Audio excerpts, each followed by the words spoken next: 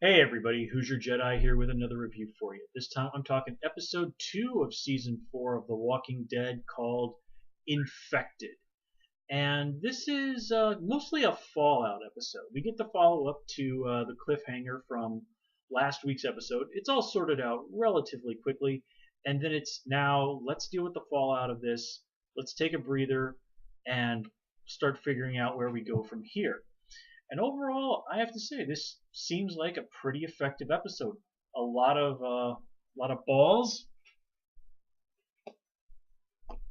are in the air, but overall, we get to see a lot of good character moments from a lot of different people.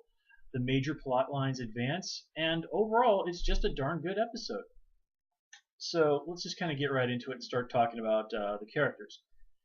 Now, let's might as well start with Tyrese, since what's going on with him and Karen is kind of the bookends for the most part of this episode.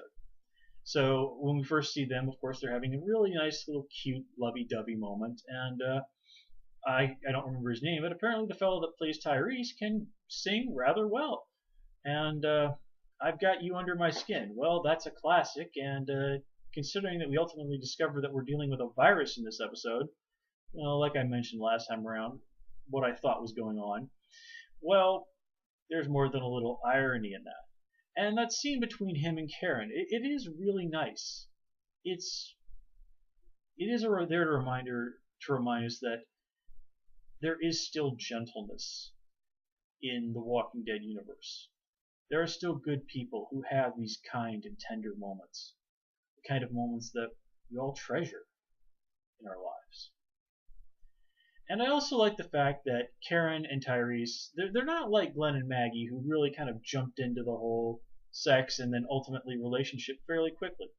Karen wants to take things slow, and it says a lot about the people at the prison that they are willing to take things slow, or at least Karen is, in a world where life can be so horribly, horribly short.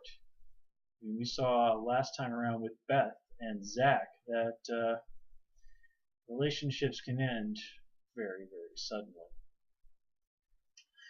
And well, I don't think it's been really made clear exactly how long Karen and Tyrese have been together. In this episode we did see enough of their interactions with each other that we understand why Tyrese is really, really upset when, at the end of this episode, Karen and apparently the fellow from Decatur who were put in the isolation cells are dead and burned. Now I have to say, I'm going to assume that something was done to them to make sure that they wouldn't rise up, because remember last season we saw that big old pit full of walkers that was burned, and then when one of the governor's goons came out there, they saw that the zombies were still alive and still wanting to eat him and all that other stuff. Now, like I said when I did review that episode back then, I'm pretty sure that if you're actually like in a pit and set on fire, that's going to be sufficient to destroy enough of your brain that you're probably not going to rise up. But like there, I allowed the writers the some license on that one just because it created such a memorable and horrific scene. I mean, man, you think regular zombies wanting to eat you, charbroiled zombies wanting to eat you, who are all charbroiled together like a couple of bad sausage patties. Not fun. Bet you that gave more than a few people who watched the show, and probably a few children who watched the show who shouldn't have, nightmares for a while. But hey, that's part of the fun of zombies, right? Anyway, let's kind of move on and talk about. Look at my notes here. Let's move on, I guess, and talk about Carol, since she's one of the other people who's really important in this episode. And with children being apparently so much the focus of these first few episodes, it really isn't surprising that Karen is the one that sort of takes the lead against, well, the implied wishes of both Rick and these children's parents to teach them how to defend themselves. I mean, Karen's lost a child already. And, it is quite telling that when Beth raises that question, what do you call someone who's lost a child? She makes a really good point that in the English language, we don't really have a word for that. We have widower and orphan and all these other things, but we don't have a word for that. I guess it just goes to show you that every language has its gaps. But anyways, getting back to Carol, I really did like seeing her interact with Carl because one, that's just not something we haven't seen. We haven't really seen very much of how Carol and Carl bounce off each other. And Carl is surprisingly indifferent. He's pretty much just dismissive of Carol. The only thing that he really seems to object to is her, in his view, asking him to lie to his father. And while Carl and Rick have had their ups and downs, it's still pretty clear that Carl loves Rick and basically still idolizes him. Maybe not as much as in the old days, but still, Rick is the man that Carl wants to be. And it really didn't come as a huge surprise to me that despite what he had said to Carol, ultimately Carl told Rick. Because, well, that was the right thing to do. Carol really did not have the right to take it upon herself to teach these children because they're not hers. And, well, nobody who has kids likes other people making decisions for their kids. Heck, nobody really likes other people making decisions for them, period. So, I have to say, while Carol had good intentions, she definitely was in the wrong there. But now Carol is in an interesting position. Sophia might be gone, but now with that fellow Ryan's death, she's got these two girls, I believe their names are Lizzie and Lacey, who she has agreed to watch over. And you have to think that this is definitely going to be bringing a lot of the old emotions regarding Sophia bubbling up back to the surface. But here, we're looking at a different Carol, a very, very different Carol than what she was when we first met her. Even a very different Carol than she was in season 2. This is the much harder Carol. Carol that teaches children how to fight with knives, who urges a daughter to make sure that her father will not rise. And when the girl chokes, this is a Carol that calls the girl weak to her face. But Carol is also a good person. She shows compassion to Ryan. She shows kindness to Lizzie. It is that balance, that ever, ever difficult balance between being hard and strong and not hesitating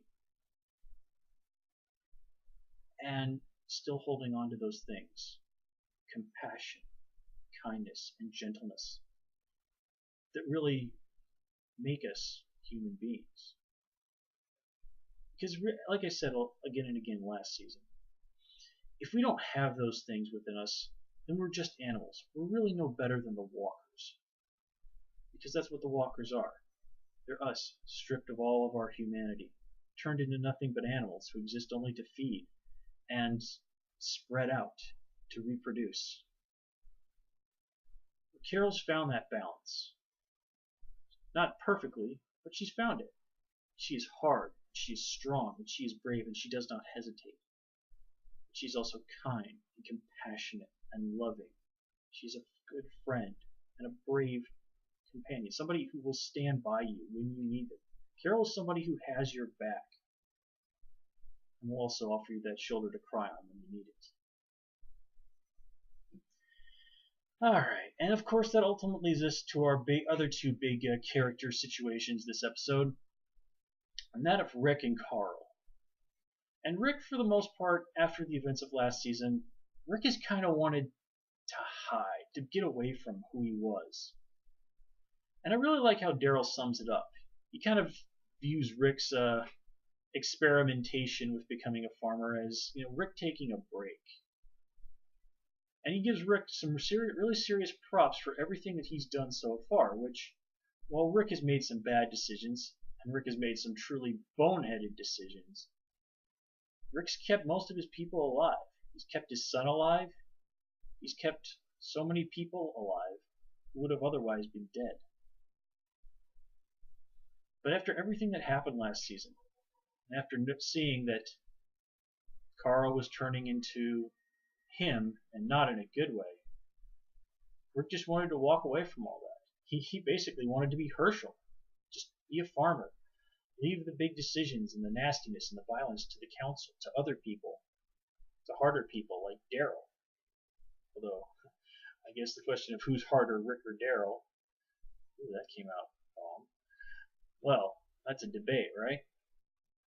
But Rick sees that as much as he wants to run away from it, as much as he wants to turn away from it and pretend that things aren't what they are, he really is the best suited to deal with so much of this.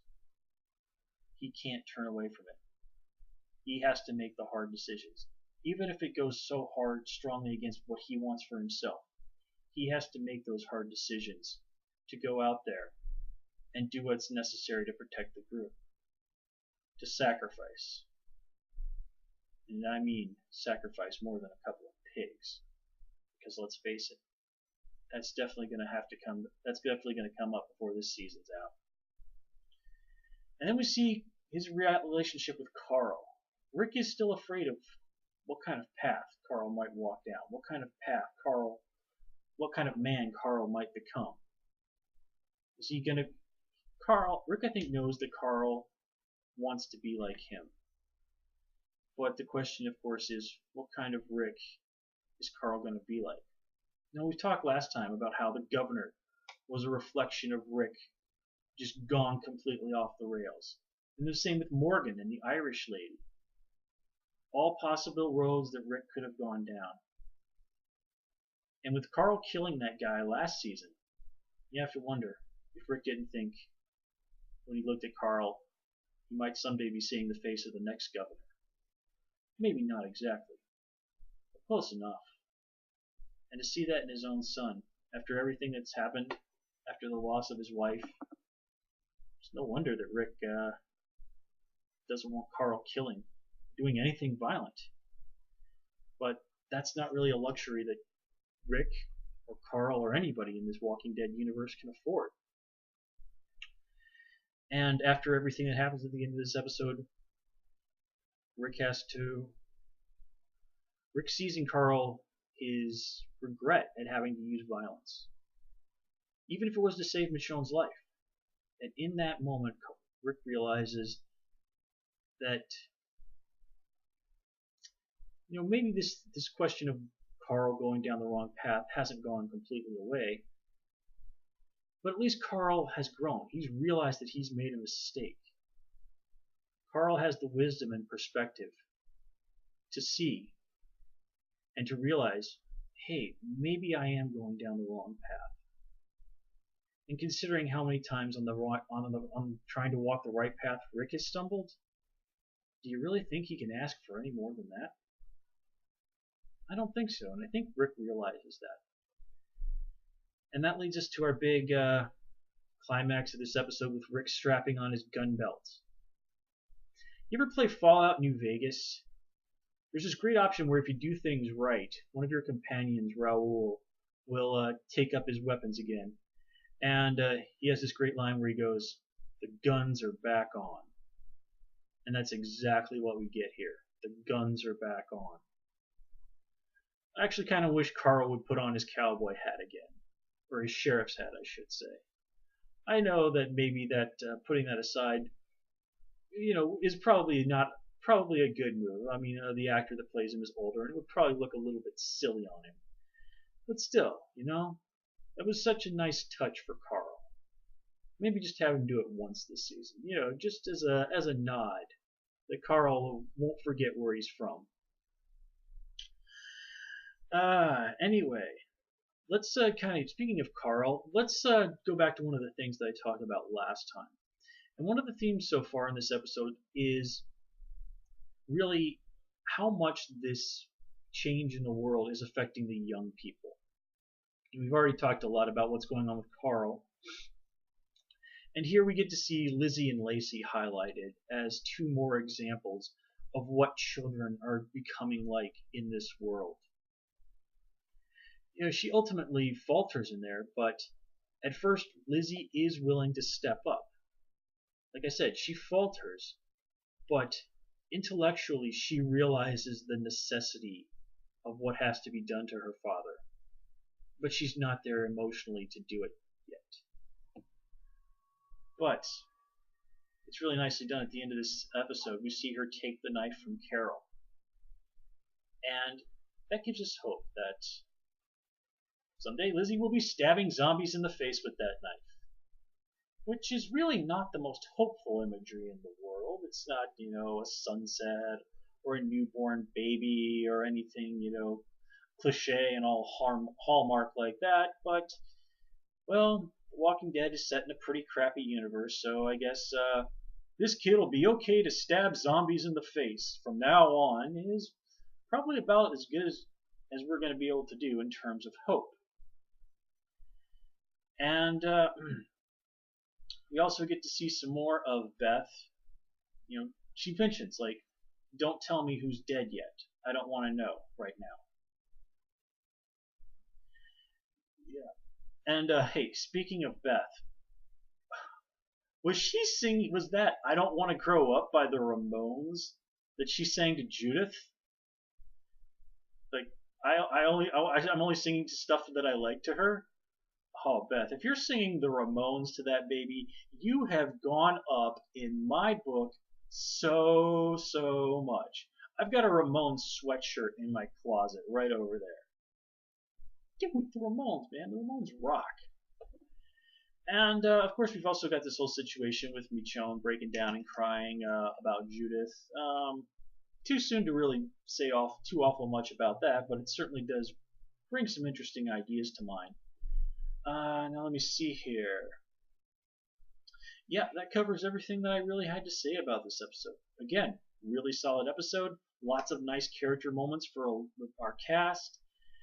Some good action and, some primo zombie slaying. I mean, I don't really think we can ask too much more from The Walking Dead than this, guys. Anyway, as always, please comment, rate, and subscribe. And until next time, take care and have a good one.